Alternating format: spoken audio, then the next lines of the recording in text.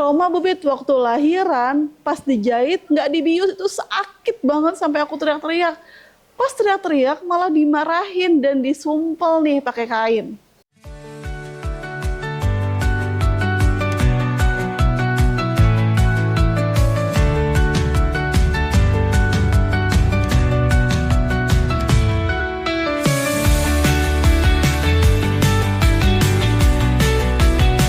Baik lagi, hai Mams, yuk sharing bareng lagi dengan Pi dan Zulfa. Yang kali ini kita akan bahas tentang luka perineum yang tidak dibius pada saat dijahit.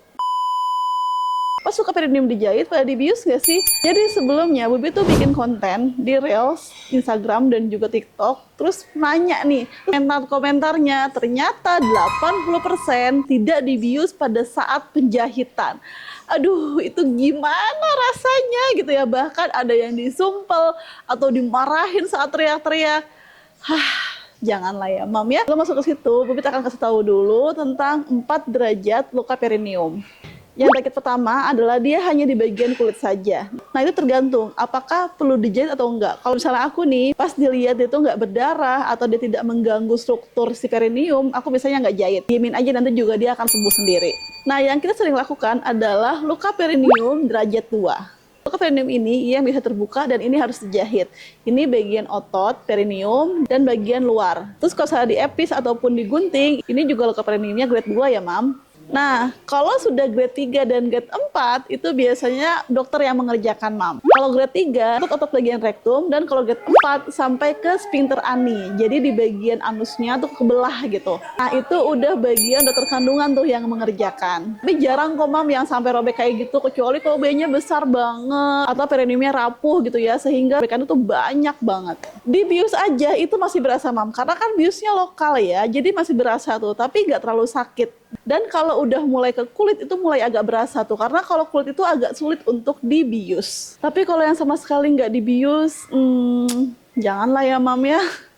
Buat bius murah kok. Kalau misalnya memang harus bayar gitu ya, Bubit apa karena aku pakai BPJS ya, makanya nggak di cover gitu ya. Ya udah infoin aja ke ibunya atau keluarga, Bu ini mohon maaf ya buat biusnya nggak di cover, mungkin harus bayar sekian-sekian.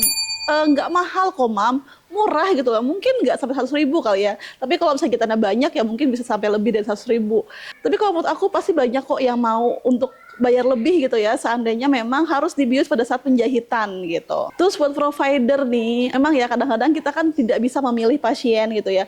Banyak kok yang mudah dikasih tahu, tapi ada juga yang memang non kooperatif banget gitu loh, dikasih tahu ini nggak bisa, dikasih tahu itu nggak bisa, karena memang keadaan dia tuh tidak dalam keadaan kondusif gitu loh. Dia sakit pada saat persalinan, terus belum lagi pada saat penjahitan juga rasa sakitnya juga luar biasa, karena kita nggak bisa menilai semua orang itu ambang sakitnya sama. Termasuk saya tuh ambang sakitnya tuh lumayan kecil gitu ya. Jadi kalau misalnya sakit sedikit tuh kayak udah lebay banget gitu kan. Oh iya, ada juga nih yang katanya kalau dibius nanti sembuhnya lama, Bubit, atau nanti jadi bengkak. Ya memang kalau bisa dibius itu akan jadi bengkak. Itu bengkak itu karena obat biusnya, dan itu akan hilang dalam waktu beberapa jam aja, Mam. Jadi jangan khawatir. Dan kalau lama sembuhnya ya enggak juga, karena kalau misalnya pun dijahit dan tidak dibius, terus kebersihan tidak dijaga dengan baik, ya sama aja, sembuhnya juga bakal lama gitu loh. Jadi yang menentukan luka jahitan itu sembuhnya cepat atau enggak itu adalah dengan pola makan kita, pola istirahat, dan pola kebersihan gitu. Kalau misalnya nggak dibius, tapi selesai BAB dan BAK takut untuk membasuh gitu ya, ya luka jahitannya bakal kebuka lagi. Aku pernah punya pasien, jadi dia tuh kontrol, jahitannya lumayan banyak kan, karena bayinya lumayan besar ya, 4 kilo kalau nggak salah, aku lupa. Jahitannya lumayan banyak, terus aku bilang, Bu ini nanti di rumah dibersihkan dengan baik ya, dan segala macam. Tapi ternyata ibunya tuh takut selesai BAB dan BAK tidak dibersihkan dengan baik, sehingga pada saat kontrol seminggu gitu ya, itu luka jahitannya itu banyak banget pupnya, Mam, di bagian situ, dan dia terbuka.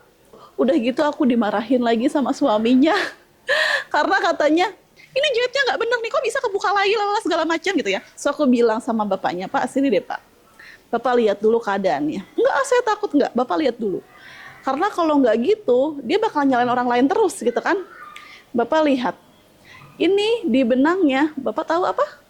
Ini adalah kotoran ibunya atau pup ibunya. Ibunya takut, Pak, ngebersihin. Coba Bapak bayangin, ada luka, terus lukanya kotor. Ya, itu gimana? Pasti bakal infeksi kan? Sama dengan ini. Terus akhirnya bapaknya diem. Udah kasih tahu ya mam ya, seperti apa. Terus akhirnya kita bersihkan setiap hari, terus ibunya juga kita kasih obat dan kita kasih salep gitu ya. Alhamdulillah dalam waktu 1-2 minggu itu lukanya bagus lagi tanpa perlu dijahit ulang. Jadi gitu ya mam, lika-liku tentang luka jahitan perineum yang tidak dibius. Daripada mam mikirin, aduh nanti dibius ya, nanti pada saat jahitan gimana ya, sakit banget ya, operasi itu gimana gitu ya.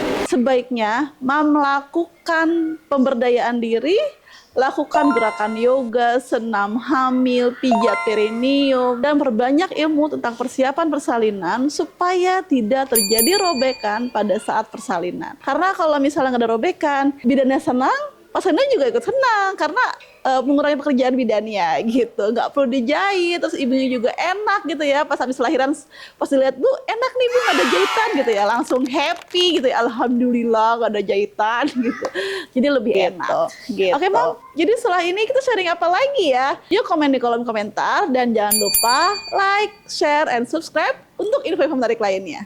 Thank you.